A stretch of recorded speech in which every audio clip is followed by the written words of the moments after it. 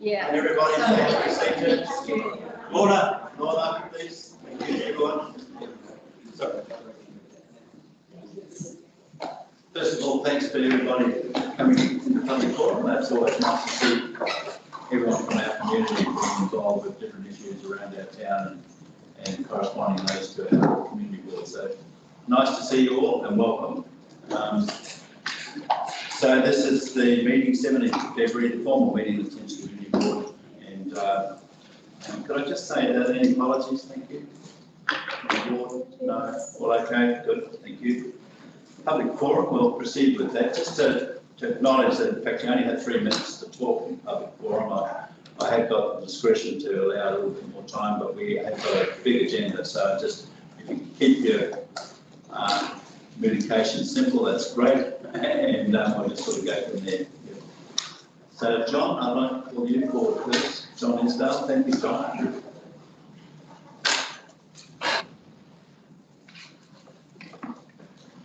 Thank you, Mr. Chairman, ladies and gentlemen. How are you? I'm John Isdale. Do you mind if I sit down? No. No, not at all. I feel as relaxed as possible. I don't think I can reach you if I cough now. So, tēnā koutou, tēnā tātou katoa. Greetings to us all. Today I'm doing the same thing that I did for the TCDC, though slightly different. First and foremost, I'm doing a thank you. I'm doing a brief look at Thames-Coromandel, how it's changed, and the new person we've got there, but I can't introduce him today. He wasn't going to be able to make it. He's even less able to make it because he can't get back from up north through Auckland. No. And last but not least, I'm going to briefly talk about parking. So, if you're not aware of it, I've worked with the Thames-Coromandel for nearly 20 years. And recently I've chosen to step back somewhat, and I was acknowledged by my colleagues who had a little do, and some of you have been to it. Thank you very much for your presence. Those who couldn't make it and sent apologies, kia ora. And one of the highlights for me was I was awarded a Community Service Award. Yes. So I don't know if you guys have any finger in it, but seeing the chairman here actually present it to me, I think it's appropriate to say thank you very much. It was out of the blue, so it was very nice to be acknowledged. And I also noted that other service awards went to similar people in the community at the same time, also acknowledging what I see as our heritage. Keith Park down at the airfield, and Wati Ngāmini, who I went to school with on the Māori side. So that was very nice to see. Thames-Coromandel, if you don't realise it, has had some recent changes. Heritage New Zealand has finally seen the light, and my position, which has been a part-time for, as I say, nearly 20 years, has now been replaced by a full-time position. And that's part of the reason I've decided to step back, plus another full-time position, so they're really biting the bullet finally. And of course, we've got a new person in my role, Scott F. Ellett, and he is from up north, very experienced in the heritage and tourism areas. But what Scott and I discussed when we found he couldn't come here was if the community board would like to, and they're going to have to, somebody's going to have to jack it up, come down to the School of Mines, see where we're at now and meet Scott. We would, I would like to extend that invitation. And last but not least, parking. I've just been told by one of my colleagues in the media that you'll be talking about parking today. Yes, I have read the bylaws, and also went down the main street recently and found there's something like 16 car parks that have disappeared. They aren't there anymore, they've been taken over by other things. And these are the car parks that are most important to Thames, especially someone my age who doesn't want to walk great distances, especially if it's driving rain or blazing sun. And one of the great features of Thames was noted when I went to the Thames High School, and they talked about geography and the Thames itself, the number of shops that have got verandas, and you can walk sheltered for considerable distances, providing you can find a park. And I'm sorry, ladies and gentlemen, for people these days, cars are still in. We're not looking at replacing cars, we're looking at replacing the petrol diesel engine. And this is going to continue. And from a tourism point of view, we can see that if we're having a little bit of problem with parking now, it's going to get worse when COVID, and it will recede. When we start to get overseas tourism again, Thames has got a problem, or will have a problem, because we're taking away car parks. Yes, we're adding some, like the car park I can see up there, but I also note down there, right slap bang, 4 car parks, parallel parking. Once upon a time, there was something like 6 angle parks. So thank you. Yeah, that's a pleasure. Yeah, thank you Very much. Yeah. All right. Good to see you then. Thanks very much. Carolyn Campbell.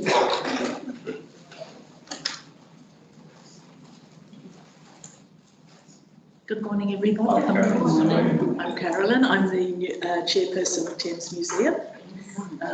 I became the chairperson at our AGM last year in November. So first of all, I'm accompanied here today by 2 of my committee members, Alfie Barker and Robin Pearce, and the other committee members are Fritz McKenzie, Jenny Carpenter and Bevan Jenkinson. And I'm really delighted that on our managerial committee, we have a really wide range of talents and a great passion for our town's history. So as guardians of Thames social history, I believe that Thames Museum is worthy of as substantial financial backing from council as any other tourist attraction in your catchment area. And I would like to know if, in your opinion, it is worth our while preparing a business plan so that with a view to being able to employ administrative staff, because we're thinking that we really need something similar in terms of grants of those that have been paid to the Treasury.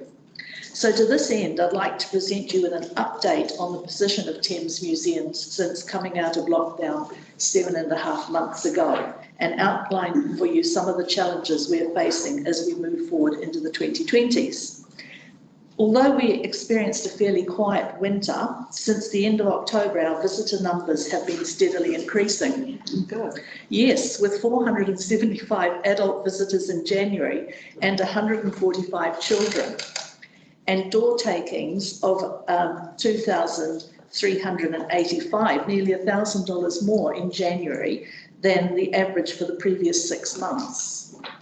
And I've sent out something for you all where you can also compare that to last January and see that we did really well this January past. And just as an idea of how COVID has affected us, we've just had a cancellation for a visit of 50 people that would have been coming through on Tuesday, and so that's $220 just disappeared because of COVID. So I wish to emphasise that Thames Museum is run entirely by volunteers, even though we have exactly the same needs from an administrative and day-to-day functioning point of view as other entities in the Thames-Coromandel heritage sector, such as, for example, the Treasury and Mercury Bay Museum, which both have full-time paid staff. We have embarked recently on long overdue stock take of our artefacts, and we're about to tackle a 3 to 4 year backlog of accessioning, which is the process of assessing donated items and entering them in our online eHive catalogue. At the same time, there are regular administrative tasks such as preparing the monthly financial report, the monthly visitor summary, promoting the museum, preparing weekly banking, caring for artefacts and displays, researching for new displays and setting them up, grant seeking, making phone calls, writing letters, recruiting and inducting new volunteers and touching base with existing volunteers. So these are just some of the day-to-day, week-to-week tasks that we are dealing with. And all of these activities require massive volunteer input and are a huge burden on the shoulders of those who are still willing and able to do these tasks. So if we're going to grow the museum in 2020, which is certainly what we aim to do, we urgently require increased display, office, storage and workspace. And you can see from the illustrations there how some of our office space is. And pardon? Very restricted. Very restricted, very narrow. You just really, to pass each other in our workspace, you just have to take a deep breath, and there's no question of being 1 metre apart as we move around in there. So also just thinking about storage space, on average, twice a week, people bring us items which they wish to donate to the museum. And we're rapidly running out of space in which to assess these items and either store or display them. And the thing is that people bring us items because they're clearing out an attic or a garage, and rather than throw it away, they think, oh, let's take it to the museum. Now, sometimes they bring us treasures which we are so glad to have, that have a real Thames story. Other times they bring us items which are obviously treasures to the donor, but we're not quite so sure, but we don't have the heart to say, no, look, I'm sorry, take it away. And so we have to look at everything that is donated to us and find a place to keep it until we can just deal with it. And that's why we do have something of a storage and workspace crisis going on at the moment. So you can see that we, from the ladder picture, that we have a spacious magazine floor, which is practically wasted on account of its unsafe access ladder-like staircase. And also you can see in the photo that halfway up that ladder, you have to duck your head in order not to hit it on a crossbeam in the A-frame of the gable. A big development for us at the moment is that we have recently taken the first steps with our Ngāti Maru Museum Liaison Rep, Craig Solomon, towards establishing our longed-for Māori Taonga Gallery. Now, we're just at the very beginning of this conversation with Ngāti Maru, but we are optimistic that it will go ahead. But this is a gallery which will require an enormous financial commitment. And at the same time, there have been planning changes since I became the chairperson, which means that we have had to delay the Thames Through the Ages display. And finally, just to give you an idea of what it's like in a building that was built back in the 1980s, in the last month we've had plumbing bills of around $700 for the repair of a broken water pipe outside in the garden. And this is symptomatic of the challenges we are facing with an ageing building.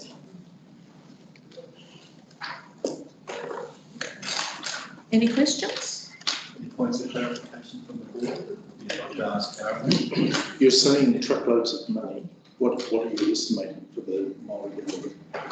We haven't got to the stage yet of knowing exactly what we're going to need, because we have to, part of the negotiation with Ngāti Maru revolves around a collection of artefacts, which we're just waiting to hear back from the kaumātua what their views on us displaying those artefacts is. Then we will have to have new display cases and new flooring, everything. Okay. But just as an idea, what did Morgan tell us it was for the? Like 50 to 70,000 maybe.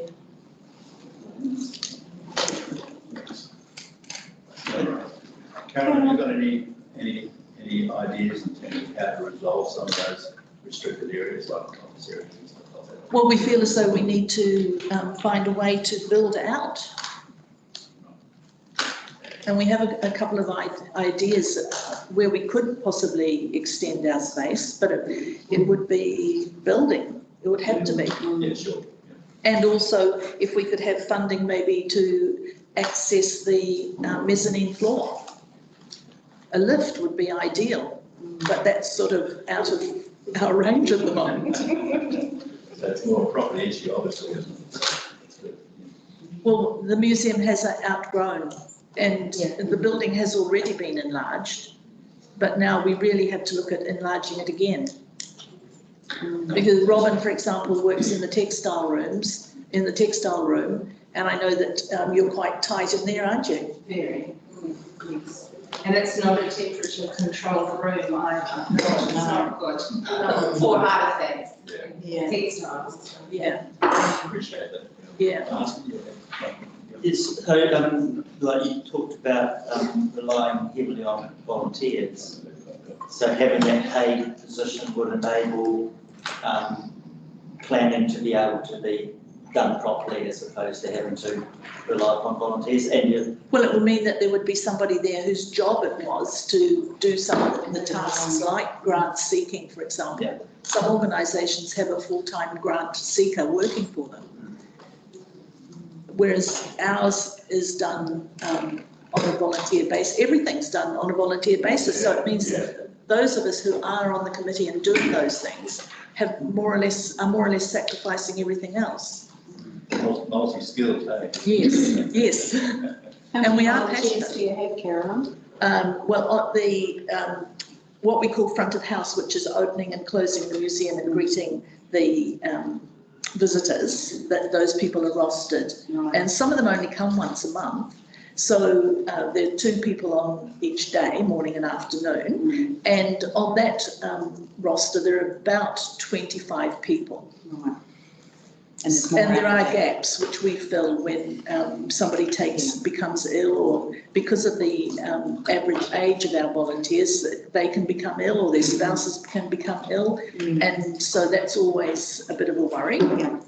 Or COVID hits. Yes, and some people think, oh gosh, don't want to go in just now, and fair enough. We've got our Perspex screen, and we're taking all the normal precautions. But some people feel more vulnerable than others, and that's fair enough. And you can't force a volunteer to come if they don't want to. And then there are 6 of us on the managerial committee, and we have a handyman and a few other people that we can call on to give us a hand. So I would say in total maybe 30 people are involved. But a lot of the people who are on the opening and closing roster only want to do that.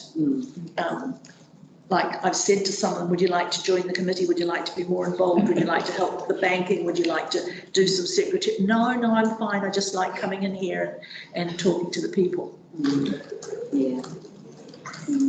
Thank you, Karen. I mean, it does highlight the resources you have and the strain on those resources, and whether there are some gaps that we can find. I mean, years ago we tried to fill some of these gaps in relationship to people with knowledge about funding mechanisms and stuff like that, where you can apply and how to apply and all those sort of things. You know, what the criteria was for a lot of these things to try and assist you get external funding going and stuff like that. And it's really sad that some of that stuff or resources not available to you now. Yeah. We could certainly do it. You're doing it off the cuff, really. Yes. So any of you who would like to come along and pay us a visit and see what some of our challenges are, because I can certainly say when we had Brokenshire and Ross there the other week with the issue in the garden with the pipe, they don't have any clue by looking at what they've come across where the pipes go under the building. So the work that they've already done doesn't solve the problem. We're in for a real major excavation. Yeah. Thank you. Thank you very much. Can I give you my number? Can I just say that Cheryl's offered to help me with the funding? Yes, Cheryl's got some great lines there. Thanks, Cheryl.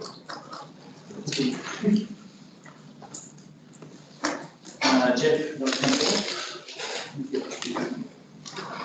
forward?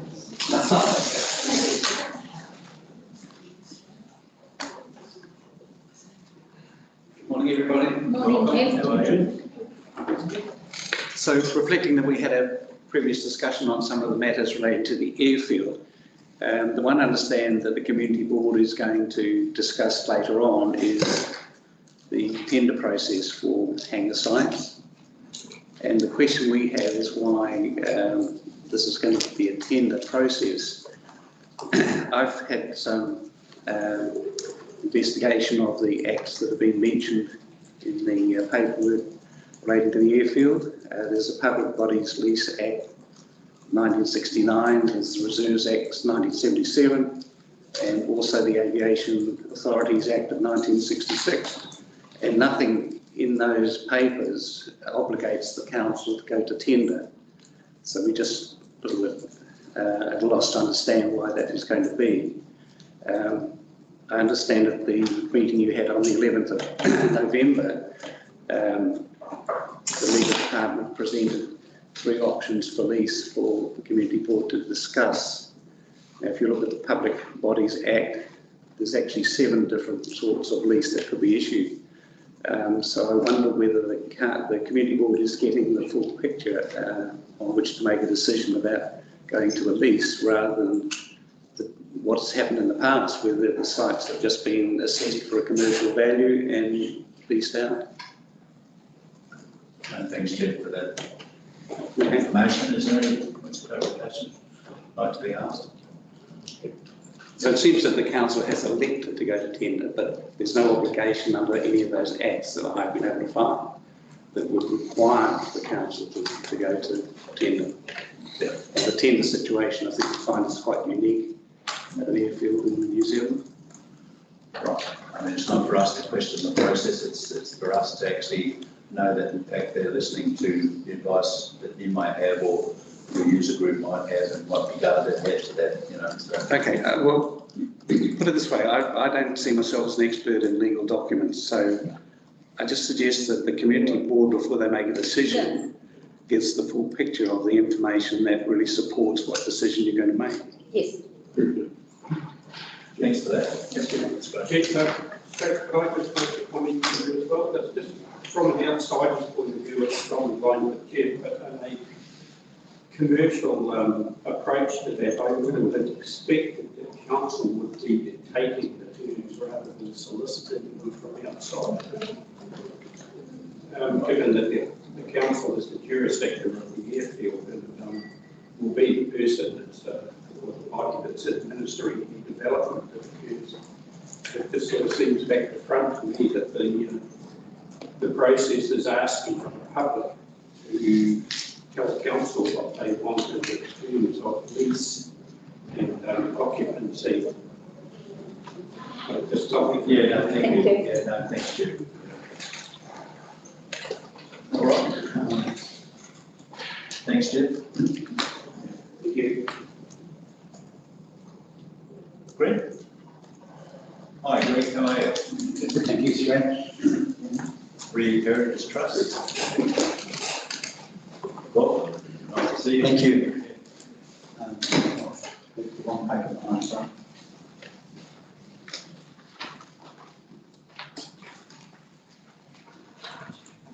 I'll just grab a second chair if that's okay. Yeah, absolutely.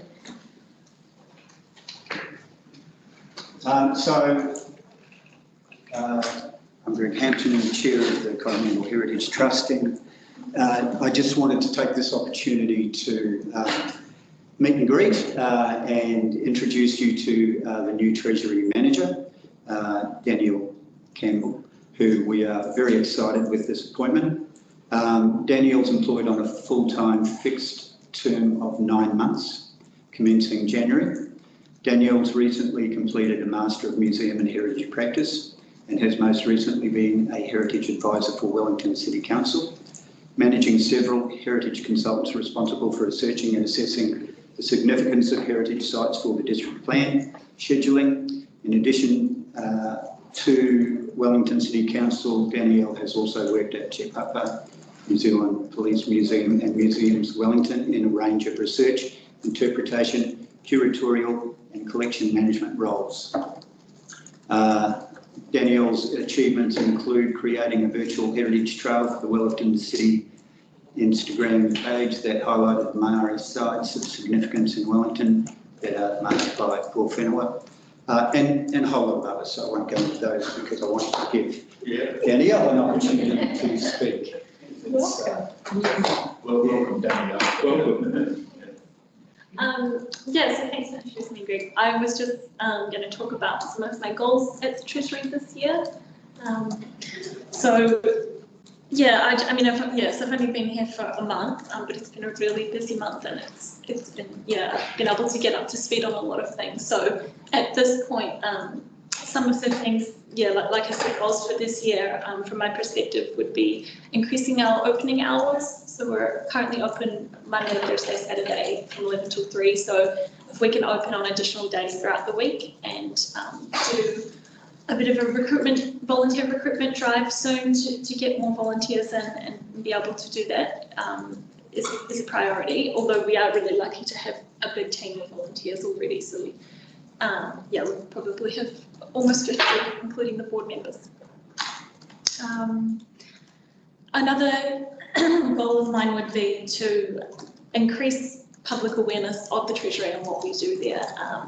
And I would like to see us promoting ourselves as a heritage research centre that specialises in family history, so that people know that it's not just their own family history that they can research at the Treasury, that there's all sorts of other social history or mining history that they could come to the Treasury and do. And I think we also need to be catering to Maori history and increasing our resources, and that might involve some contemporary collecting so that we can fill gaps in our collection rather than relying solely on donations if we're only getting donations that relate to European history. And I would like to see us collaborating more with heritage organisations and schools, and that may be through doing events or through loans, loaning out some of the items in our collection for a display. So I'm currently discussing a loan with the Thames-Museum for one of their exhibitions, and I've started talking to one of the local schools about they're preparing a history resource for their primary school, and we'll hope to work with them to be able to develop that and give them the assistance that we can. And we do have events coming up soon for the Heritage Festival and for Archaeology Week, but I would also like to see us having a regular program of events, so on a monthly basis if we can. So yeah, events related to heritage and related to what we do at the Treasury. And another big goal for this year would be doing our cataloguing and accessioning work. So there has been a lot that's been done in the past, but there's still a lot more to do, similar to what the museum was saying. So yeah, that's a big priority, and the goal with that is that once we have our all of our archiving reading room catalogued and accessioned, that helps visitors, and that means we can provide more assistance to researchers coming in and also be able to better assist remote researchers who contact us asking to do research on their behalf. And ultimately, if we can get more people into the Treasury and be able to access our, give them access to our collection, that's a big goal. Public access to the collection. So that's. Diane, I know there'd be one person that's very proud of the fact of your appointment, and that's a fellow called Murray Dunwoody. And Murray was really involved with having set up the Treasury, and he would be thrilled, with some of the things you're talking about now. So just to let you know that, and understand the fact that he was a beautiful person, Murray. And good luck, really good luck. I hope you get the support and the opportunity. I think that's going to be really important going forward, because it's a wonderful site, wonderful asset that we have for the district. And so I hope the involvement that you have is a really happy space to be in over the next 9 months, 12 months, and ongoing after that. So are there any points of clarification? Probably more for you, Greg. I was just, at the AGM, there was quite a focus on online, on your assets being online, so people can, and I was just wondering where you were sitting with that, whether that was one of your goals to increase people's ability not to have to be physically in Queen Street to access your services? Yeah, absolutely. We have an IT project improvement project, which is set up. We have a project team already established. We'll be engaging an IT consultant to assist us with that, including the engagement of a website developer, and it will all be integrated into our strategy for engagement. And Danielle does see that as important, but I have to say that Danielle's also advised me, and this is the great thing about having an expert on board, that our biggest priority at the moment is the cataloguing. Yeah, so, yes. Yeah, you speak to it, absolutely. Okay, yeah, I just, cataloguing and accessioning is that first step, so I just think we really need to prioritise that before we go ahead and try to make the collections available online, because at the moment, a lot of them aren't available even to us or to researchers coming in, because we can't search them. Right, so, That's our basic service, is being able to access information for people, so we've got to get that cataloguing right up front. Right, so that a lot of that involves moving our paper records, donation forms, accession numbers that have been filled out on paper and kept in folders, and putting all that data into a collection management system. Great. I mean, there's an order in terms of being able to achieve each step, isn't there? It's nice to appreciate. So just some very quick updates. The board is very focused on funding applications at the moment. We've got a list of funding applications that we are looking at. We are struggling a little bit with resource to do justice to those funding applications. It's always the challenge, and our friends at the museum have also stressed that. We are aware of the TCDC considering the review of the heritage strategy, and we definitely want to be engaged in that and very keen to play a part in that. Danielle has already made good links with other heritage providers around the district, and that will continue. So we're not taking an insular approach to only looking after the Treasury. We want to partner with all of those other heritage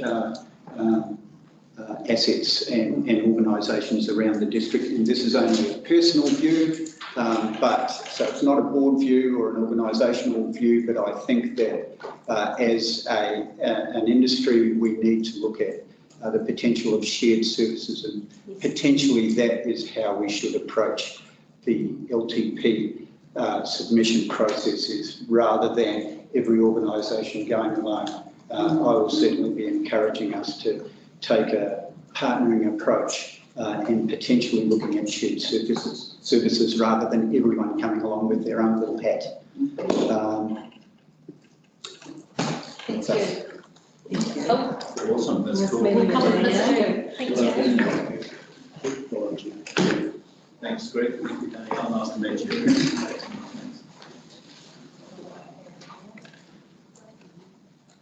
Peter? Hi, Peter.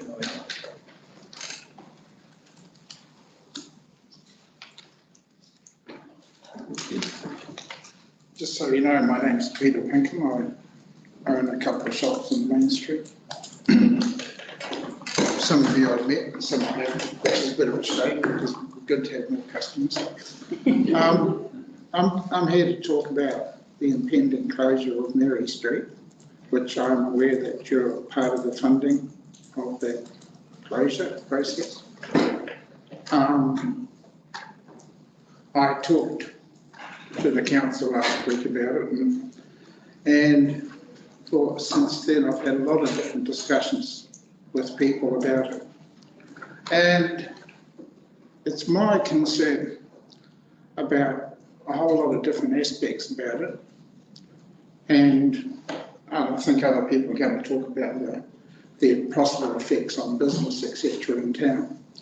But it seems to me like it's part of a process that's happening all around the country at the moment.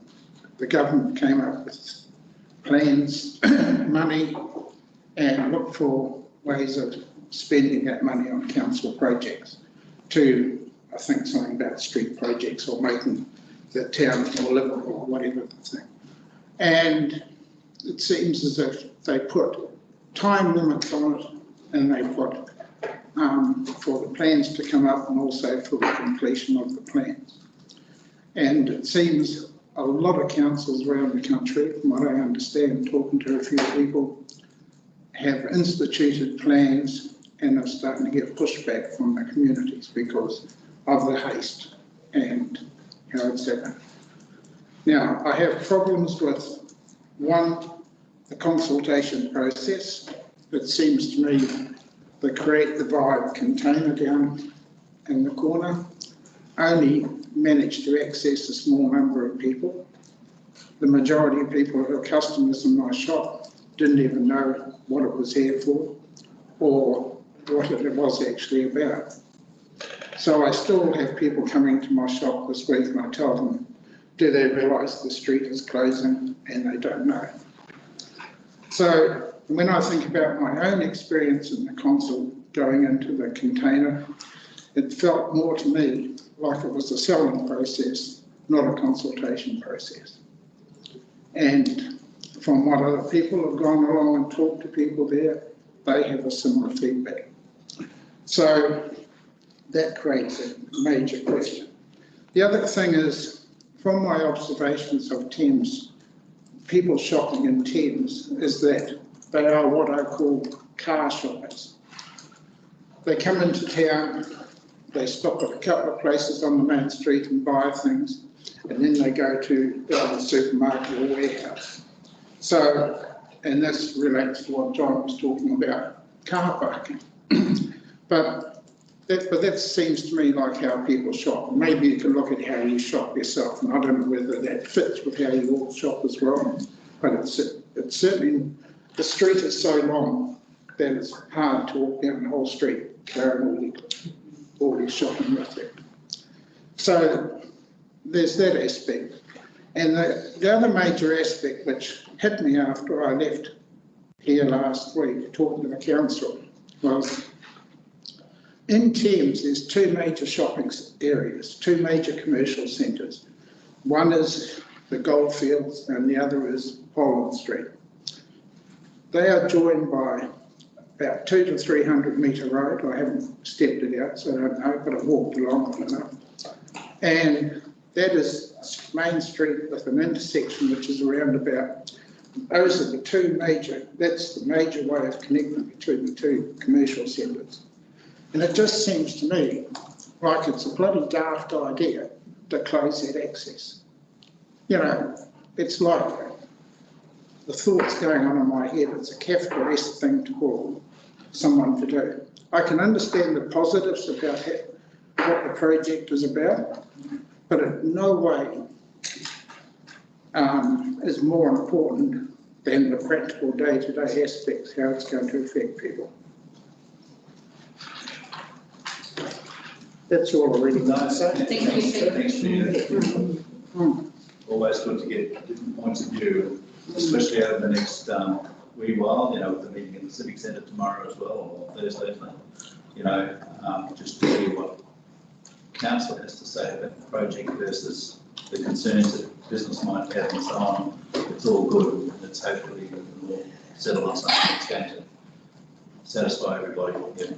But see, I have a question about that as well, because it seems to me like it's another sell job, because the invitation to that meeting for the Business Association is phrased that members of the TCDC are going to present what the project is about.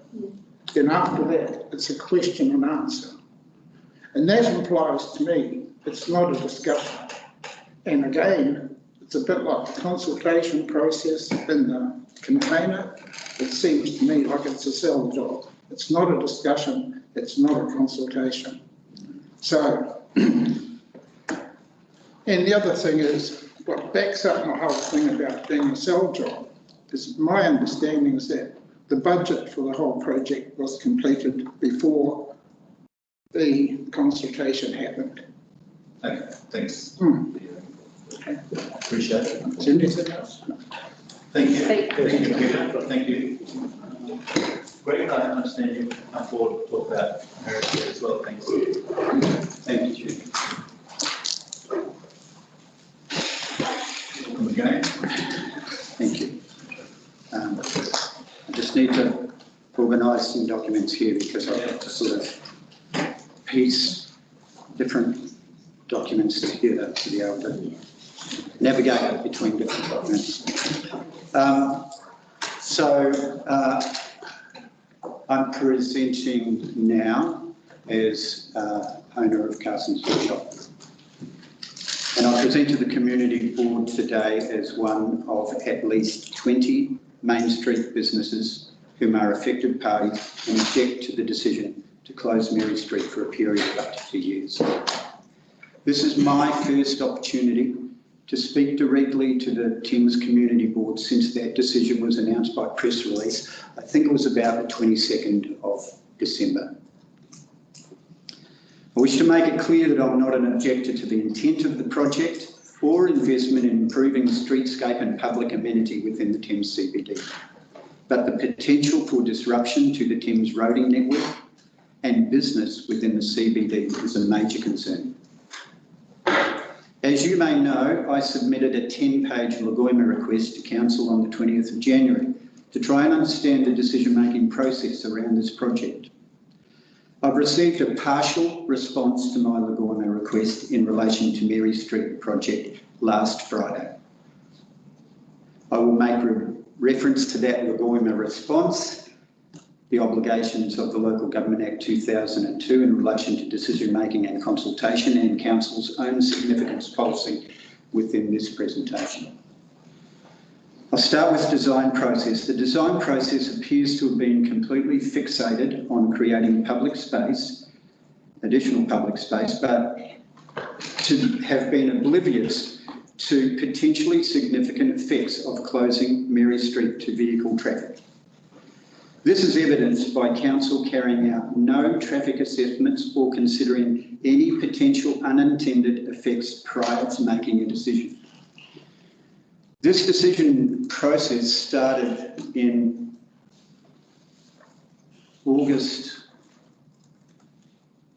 July, well, back in 2018.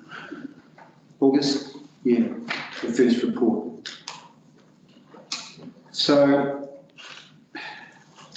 I want to emphasise that the significant impact on the community of this project is not the creation of an additional small area of public space, but the significance of closing the major road linking two main shopping precincts of Thames between Goldfields Mall and the CBD.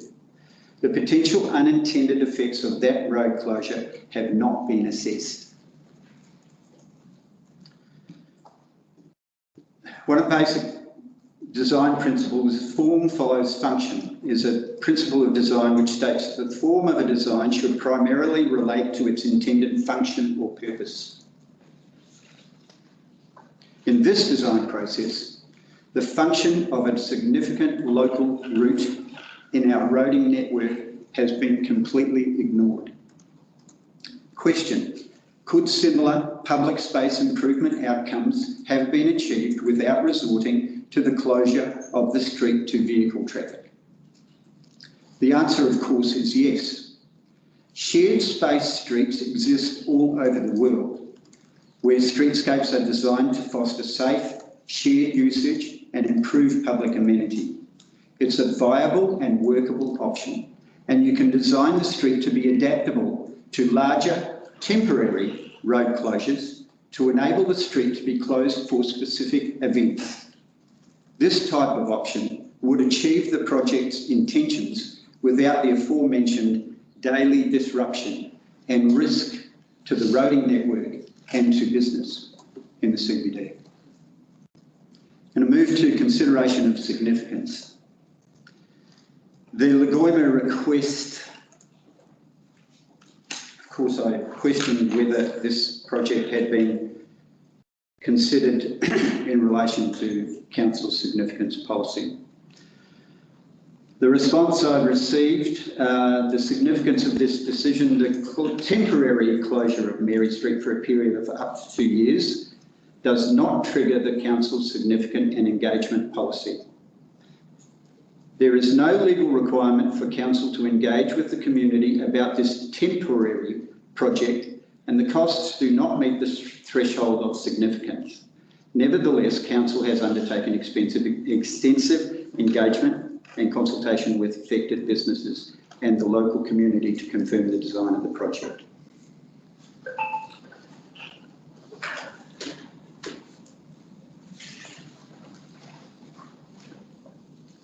The principles of Council's own significance policy are that decision makers are well informed, aware of, and consider the community's views.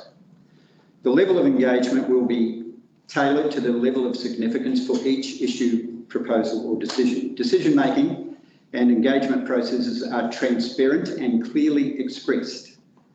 The community will have clarity on the range of engagement methods the council may use relative to the significance of a matter. Engagement is honest, proactive, inclusive, accessible, a two-way dialogue. And people are aware of and understand the final decisions taken.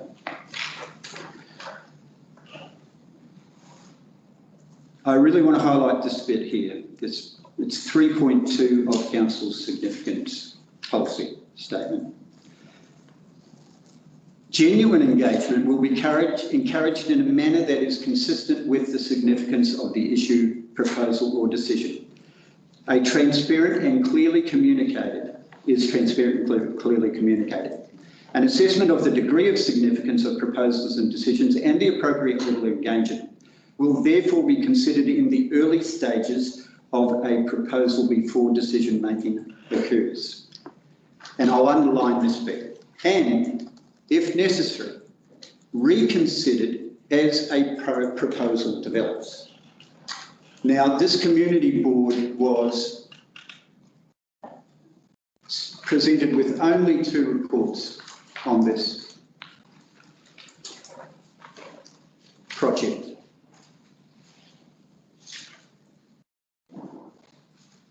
The first one, 15 August 2019, there was one small paragraph on significance and engagement.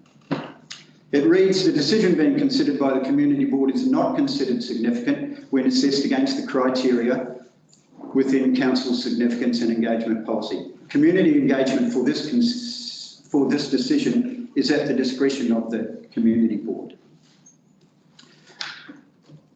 The Lagoima requests talks about cost being the reason why this was not significant. That is not the only criteria for significance. There are a number, including controversy and many others.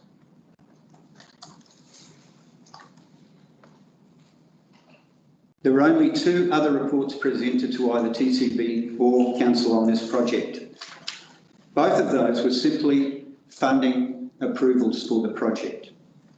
No assessment of council's significant policy were contained in either of those subsequent reports to TCB and council. I'm going to move to consultation. The early engagement and consultation on this project was promising and appreciated, but no feedback was received in relation to those initial inputs throughout the project. I want to acknowledge and thank Sue O'Halloran of the Thames Business Association for arranging initial meetings back in August at the commencement of this project. So thank you, Sue, for arranging those. They were good interviews. There is a record of those discussions. But consultation did not carry on from that point. So I go on, however, a major flaw in the consultation process was that the previously identified affected parties, so that was those people, which were primarily businesses, were not invited to take part in the stakeholder workshop discussions after providing their initial views. No feedback was provided throughout the project to affected parties, to my knowledge. The stakeholder group did not contain one Pollen Street business owner. It seems to have been assumed that the presence of the Thames Business Association Chair and Chief Executive on the stakeholder group would provide an adequate representation of business views. This has been proven to be an unfounded presumption.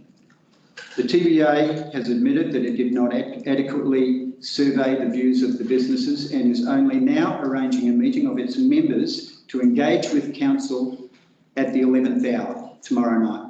It's the 12th hour already.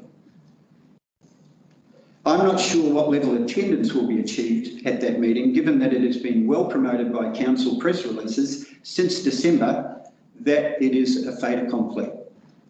A common comment that I've had from talking to people is that they have said council was just going to do it anyway. In my view, the major inadequacies of the consultation process began to occur closer to the point of considering final options and decision-making as follows. Those initial discussions, the concept that was presented in those initial discussions was one-way in Mary Street. And it was proposed to one-way Mary Street towards the roundabout. In my discussions with Rosh Ashby in that interview, I said, if you are going to one-way it the other way, so that people can enter the CBD from that main intersection. We'll have to try and close it off. Yeah, I know it's an important issue. Certainly will. Yeah. So, in my view, the major inadequacies of the consultation process began to occur closer to the point of the considering final options and decision-making processes. 1, a full range of design options were never presented to the public. 2, the status quo of Mary Street remaining open to vehicles was not offered as an option to either the public, businesses, or potentially a Thames Community Board.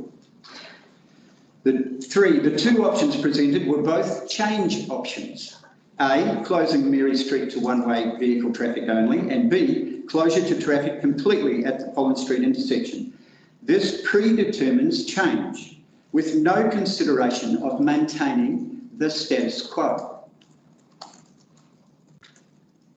The announcement of a popular vote within which only 2 change options were offered predetermined that change would occur. Essentially, it was designed to force change.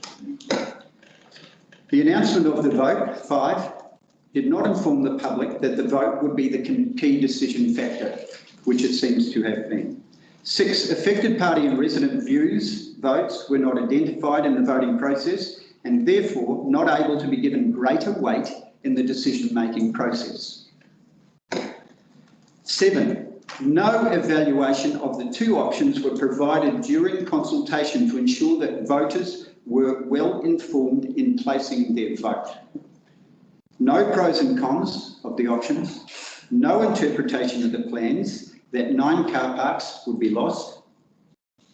That's 9 car parks within 50 metres of my business being taken out. 8, finally, the option chosen and decision to close Mary Street is the most extreme option that you could consider taking in the full range of options. This is the most extreme thing that you could do in trying to create public amenity in the heart of Thames. You've gone straight to the most disruptive possible option.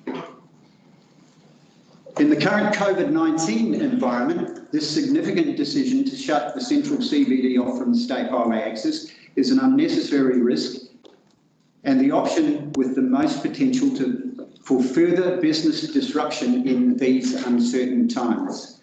This is what keeps me awake at night and has prompted me to investigate this decision-making process so thoroughly.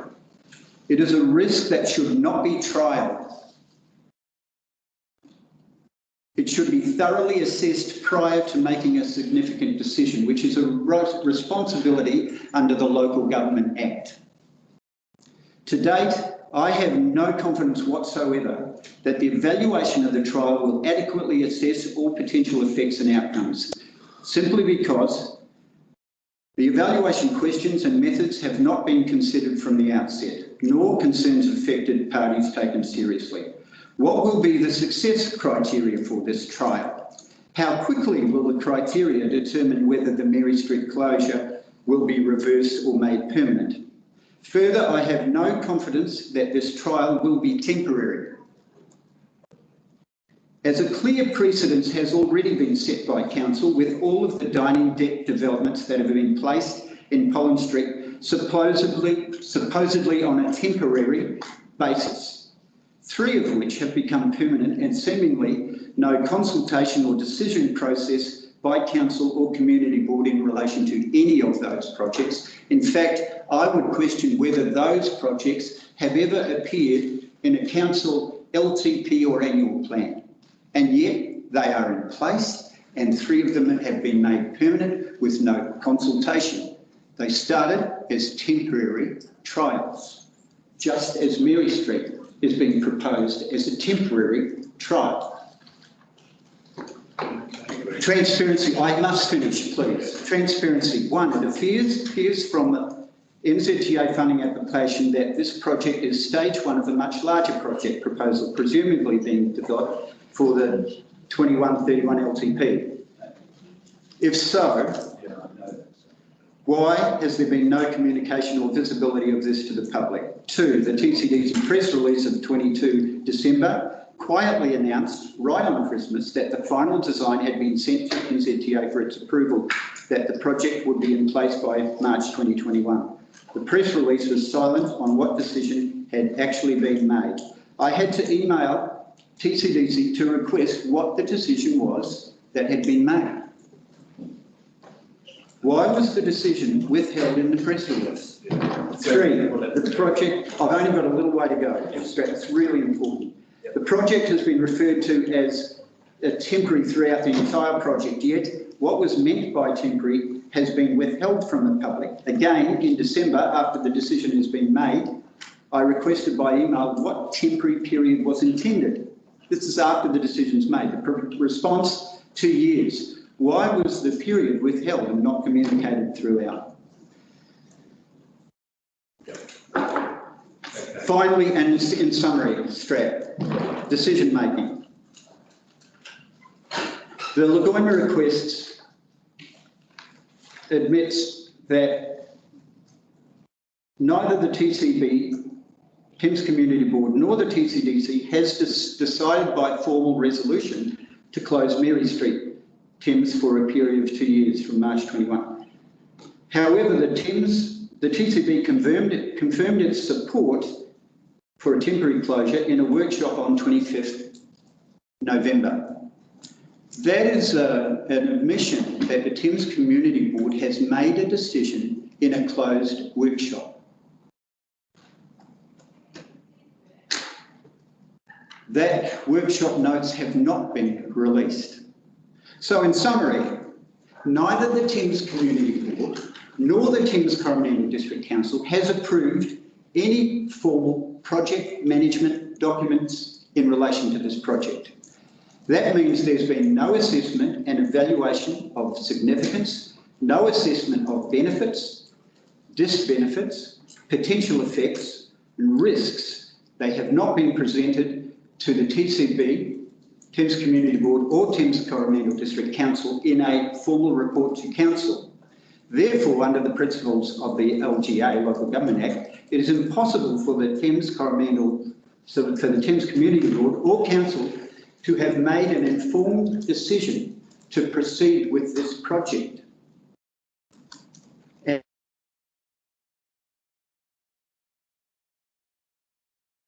the Board or Council has made a formal resolution decision to proceed with this project, and yet, reportedly, it commences at 12 noon today with a trial of closing Mary Street. I won't bother reminding you what the local government decision-making principles are, but given the information that I've submitted today is based on TCDC response to my Lagoima request, can you, the Thames Community Board, allow this project to proceed with a clear conscience? That's the end of my presentation. Thanks, Greg. Don't go away, Greg. Might be any questions or points of clarification from the floor. I have a question about something entirely different. Yep. Well, it has to be on.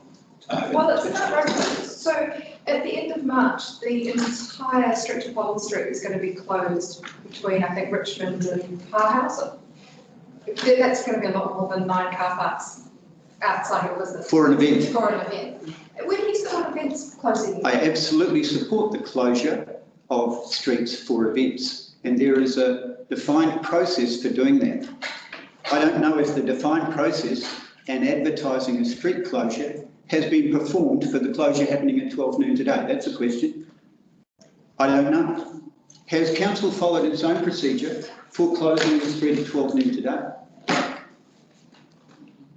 that requires a traffic management cost, and Rotary were told it was going to cost $7,000 for them to close the street. We know the history of that.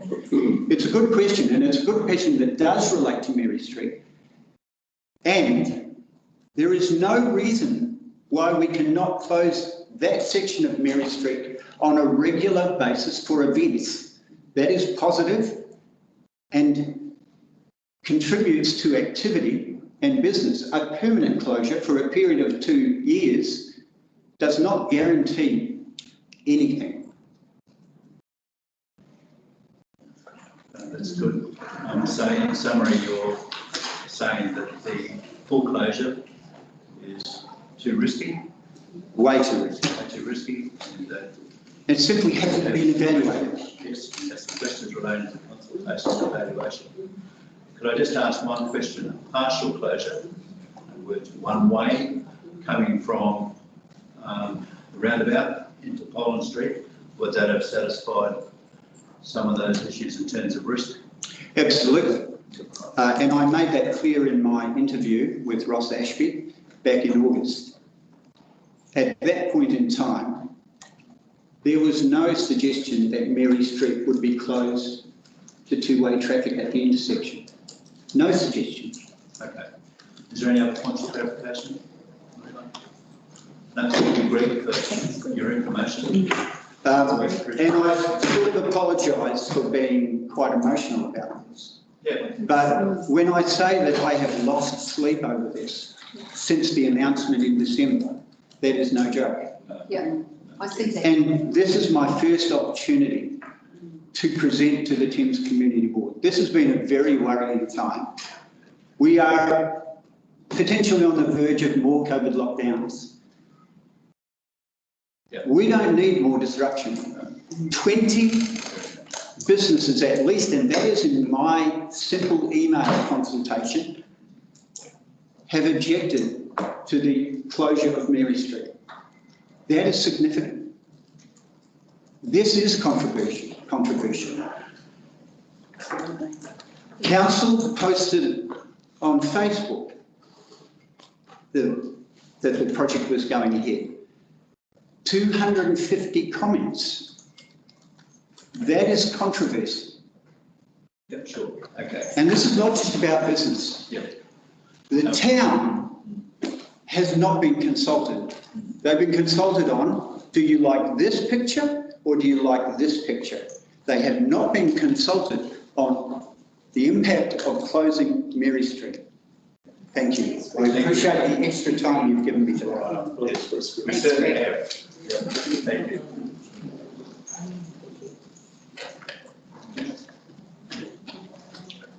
Right. Move it. So that's the end of public forum. I'll move that we proceed. I'll second that. Yeah. We're just going to join for a touch. Yeah.